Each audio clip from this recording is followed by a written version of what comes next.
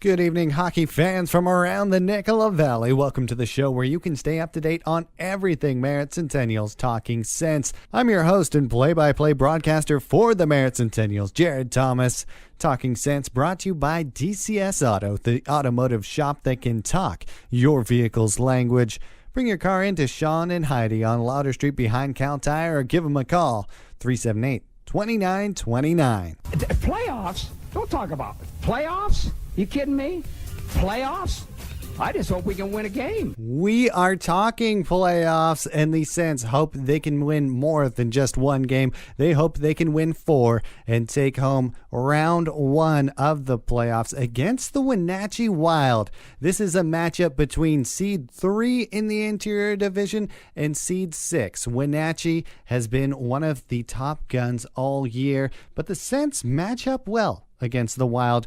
This may have been the ideal matchup going in when you consider the Centennials' 2 other options. The Penticton Vs and the Vernon Vipers have had a better record against the Centennials this season. If we take a look back into the memory banks of the season series, it started with a 5-3 loss. That was on the opening weekend of the year, and it goes to show that the Centennials, even early on, were willing to play the Wild tight. Later on, a road game in Wenatchee, where Wenatchee is the top home team in the league with a 24-4-1-0 record at home. The Sens went down there early in the season, beat them at home, held them off the power play. Ashton Stockey, Nick Wicks, and Tyrell Buckley had the goals for the Merritt Centennials. Sam Morton, Jasper Weatherby, the goals for the Wild. Later on in the season, the third matchup of the year in the Nicola Valley, it was the only lopsided contest of the season series, where the Wild pulled ahead 7-3. They had obviously multiple goals. Wicks, Stockey, and Court, the goals for the Centennials. 4-3 was the final in early December.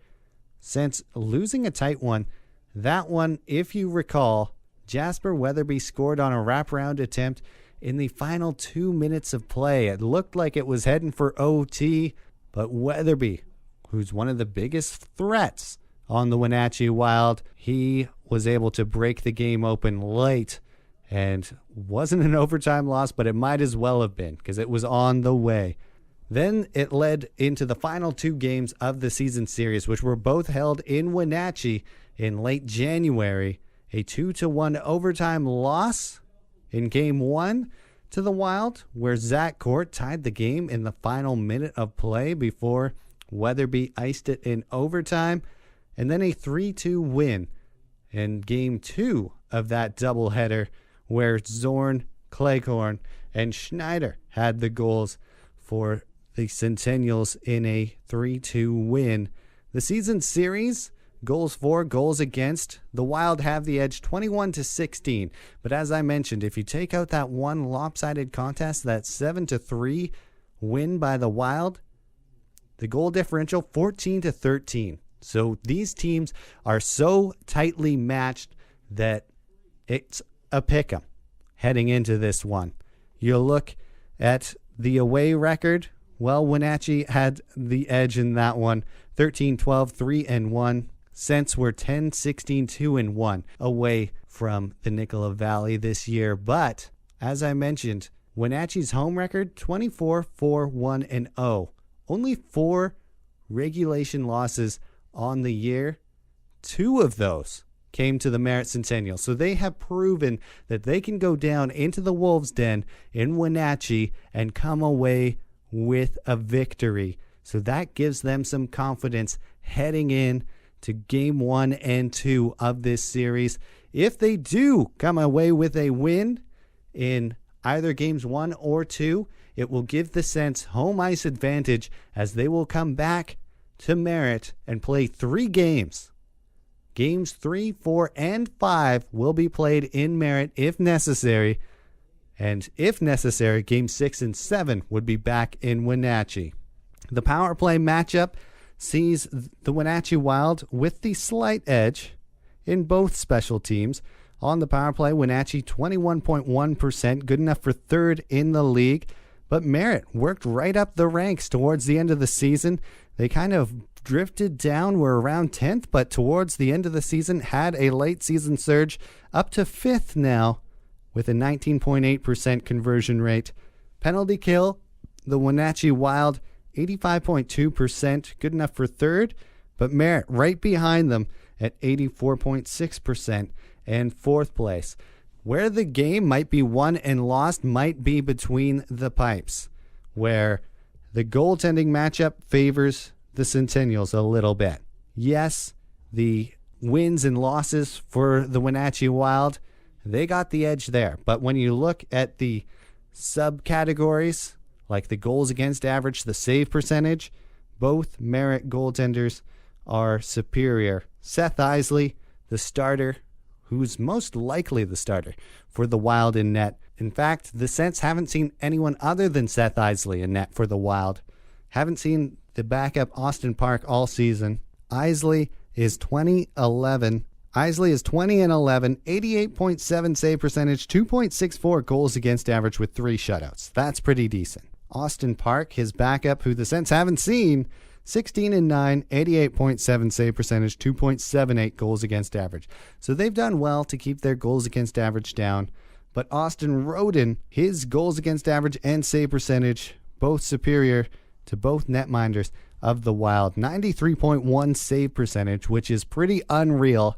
He ended up being second in the league to Ty Taylor, who was the top goaltender in the league, and his goals against average was hovering around 5th in the league at 2.46. He also has 2 shutouts on the year. Jacob Berger seems to rise to these occasions. If you were around for the Wild ride in last year's playoffs, he won 4 straight against the West Kelowna Warriors. Had to go into overtime. So this wouldn't be a new situation for Jacob Berger. He's 13-22, 2-0 this season, 90.5 save percentage, a 3.45 goals against average, and 2 shutouts on the year. So the Centennials and the Wild, the matchup might come down to goaltending. But in the next segment, we'll hear from Arch Ecker of the Wenatchee Wild. Get the scoop from the Wild side of things, who their top players are, and what he kind of respects about the Merritt Centennials. We'll hear from Arch Ecker next on Talking Sense, brought to you by DCS Auto, with me, Jared Thomas, right here on Q101. Welcome back to the show where you can stay up to date on everything Merritt Centennials. Talking Sense. I'm your host and play-by-play broadcaster, Jared Thomas. Talking Sense brought to you by DCS Auto, the automotive shop that can talk your vehicle's language. Bring it into Sean and Heidi on Lauder Street behind Cal Tire, or give them a call, 378-2929. Playoffs? Don't talk about it. Playoffs? You kidding me? Playoffs? I just hope we can win a game. We are talking playoffs. It's round 1, Wenatchee versus the Merritt Centennials, 3 versus 6 in the interior division standings, and the Sens are looking to do some damage. One of the hottest teams coming down the home stretch, unbeaten in 6 before an overtime loss to the West Kelowna Warriors and a season finale defeat to the Langley Rivermen, where the Sens didn't really have much to play for. Wasn't their best effort going out on the final night. But I posed the question to Arch Ecker, play-by-play man of the Wenatchee Wild. How are the Wild doing towards the end of the season? Well, it's been a little bit of hit and miss, I think. There's been times where we've been playing as if we're starting to hit our stride and our potential, and then there's other nights where I think we don't quite show up the way that the coaching staff would expect the players to. And that's shown in some of the results. I think that's pretty obvious. But I think for the most part at this point, as we come into this series, I think we're coming in largely healthy, and that's kind of an advantage from where we were last year at this time. We were a little banged up. But so I guess with that in mind, I guess we're feeling okay heading into the postseason. Wenatchee Wild going to be healthy for the most part. That is going to be a bit of advantage, especially over the Merritt Centennials, who are going to be without the services of Captain Tyrell Buckley for at least the first couple games of the series. possibly all the way into Game 6 or 7, or maybe all of Round 1 without the services of their MVP of the year. But I asked Arch Ecker, who has been their MVP? Who are some of their top guns on the Wild? Well, we're fortunate to have a handful in the stable, I guess. And, naturally, I think people are going to notice Jasper Weatherby because he was the Brett Hull Trophy winner this year with the most points in the league. A.J. Vanderbeck probably would have been up in the discussion possibly, but he missed several games due to injury early on. And also the same is true for Lucas Sauter, who's going to be going to Minnesota State Mankato. He's definitely a threat. He's a good, strong two-way player as well, which we love to have on the ice in pretty much every situation. Sam Morton, he's a second-year guy. He's committed to Union College. And he put up 29 goals this year. And, we saw him last year developing. Of course, last year he was in the shadow of a lot of veteran players. But Sam Morton, we expected this year to be a strong, solid playmaker along the lines of how Brendan Harris was last year. He helped set up a lot of guys and made everyone around him better. And it turned out Sammy ended up putting the puck in the back of the net a lot more than we thought. 29 goals from him was a really nice extra little boost. Jared Thomas talking Merritt Centennials playoffs with Arch Ecker of the Wenatchee Wild. He says all that without mentioning Cooper Zek, defenseman for the Wenatchee Wild, finished fourth in all skaters for the season with 69 points, 11 goals, 58 assists. Naturally, he's number one amongst defensemen and outpaced the nearest point getter by 13 points. So he is definitely a threat from the back end. Slava Demin right up there with him. Fourth in defensive scoring with 45 points on the year. Could be a high draft pick as well. But getting away from the Wild, back to the Centennials now. I posed the question to Arch. What do you respect about the Cents? One of the trademark things about Merritt is that they're going to work hard and they're never going to give up.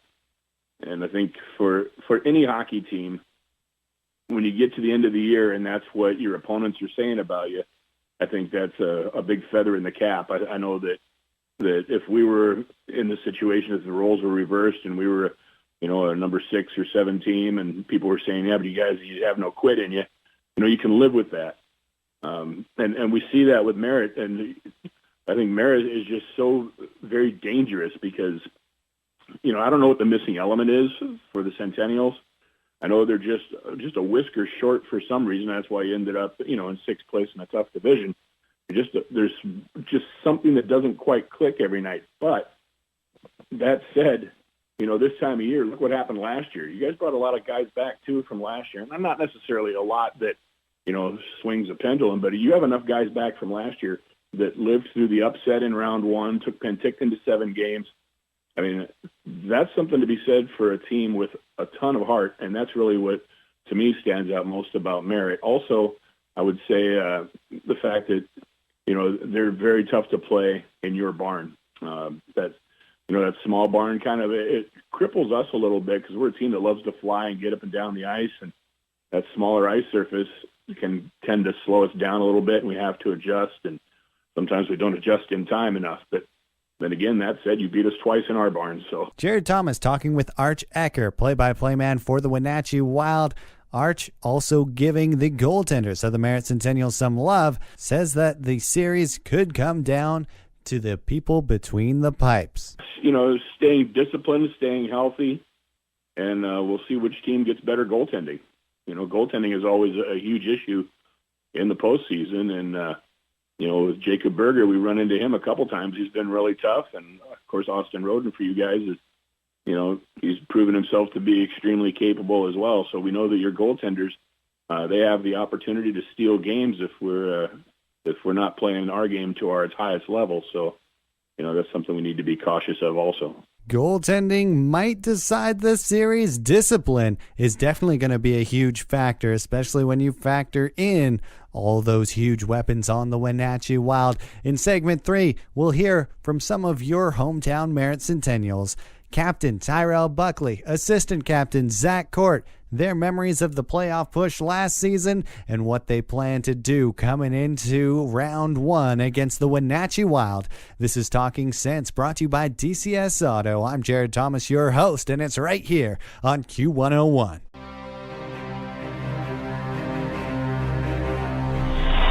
The Centennials win! The Centennials win! Do you believe?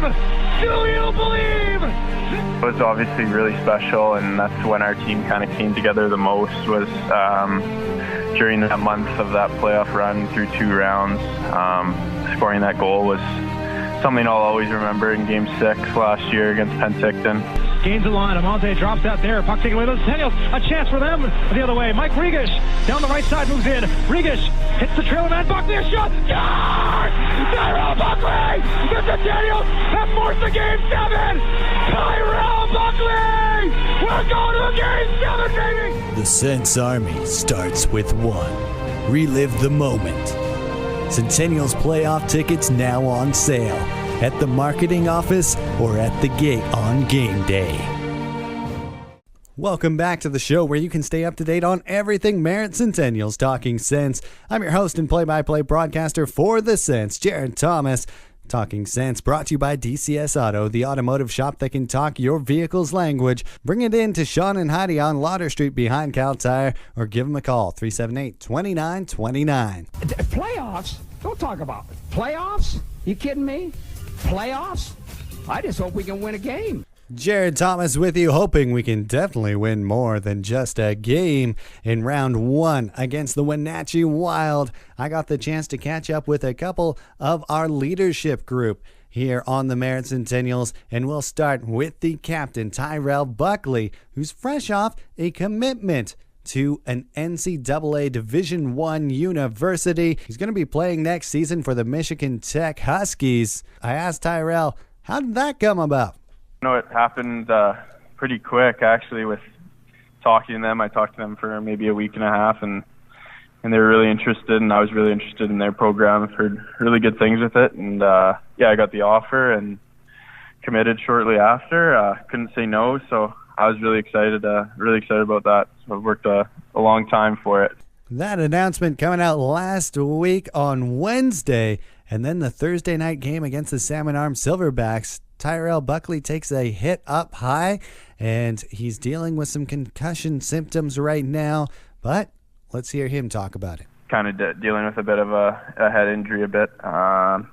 First couple of days were a little tough, but it's been really good. The last couple of days felt pretty close to normal, and I'm really hoping to get back maybe later on in this first round, if it gets pushed late to game 6 or 7, or definitely try to get back for that round 2 when the boys win this series. So that's kind of where I'm at right now.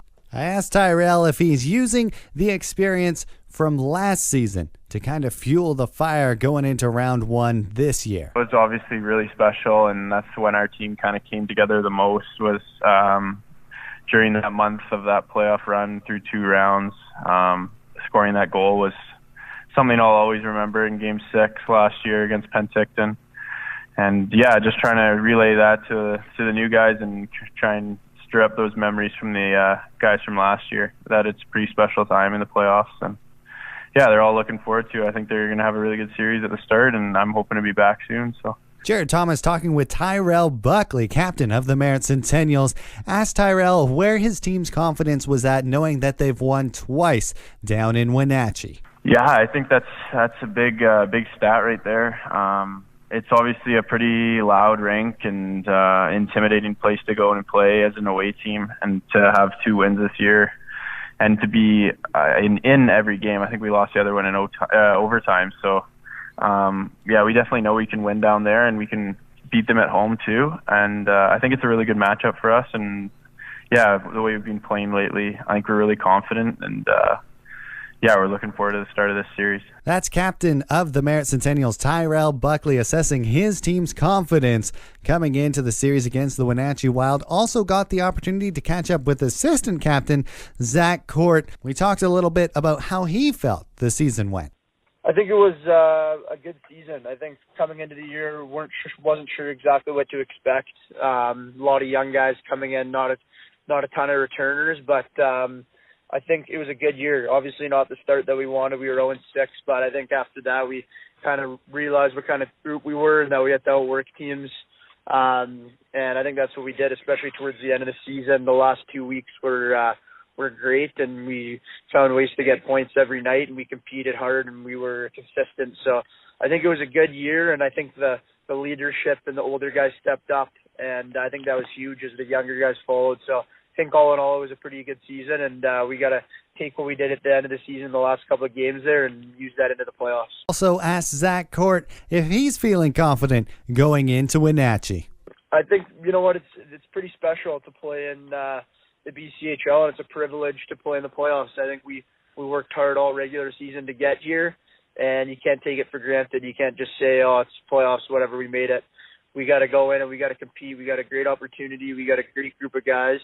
And we got a good opponent against Wenatchee in the first round. And like I said, you got to take it game by game. You can't focus on the entire 7-game series. You got to focus on each game and what you need to do down there in Wenatchee. And then when we get back home, focus on what we need to do in our building. Assistant Captain Zach Court joining me on Talking Sense. And before that, Captain Tyrell Buckley. We also had Arch Ecker, play-by-play man of the Wenatchee Wild in segment 2. I gave you a rundown in segment 1. Playoffs, baby! It all starts tomorrow, 7 p.m. puck drop from the Town Toyota Center in Wenatchee, Washington. Game 2 goes Saturday. Game 3 goes next Tuesday the 6th. Game 4 next Wednesday the 7th. Game 5 would still be in Merritt on the 9th. And then, if needed, Game 6 and 7 back to Wenatchee on Sunday and Monday, the 11th and 12th. Are you ready? I'm ready. Do you believe? I believe. For Talking Sense, brought to you by TCS Auto, I'm Jared Thomas. Go Sense, go. The Centennials win! The Centennials win! Do you believe? Do you believe? Last year's playoffs, I only played in the first round because of an injury, but I think that was something that I'll remember forever. It was a great run that we had. Murray holds it in now. He has a shot, blocked the ball shot, taking a single to Dyson. Good! The Centennials win! The Centennials win! It's over! They've done it! The Centennials complete the comeback and they've beaten the West Kelowna Warriors! The comeback! The Centennials sweep the Warriors! The Bruins are on the ice! The Cents win! The Cents win! The Centennials win! The Sense Army starts with 1. Relive the moment. Centennials playoff tickets now on sale at the marketing office or at the gate.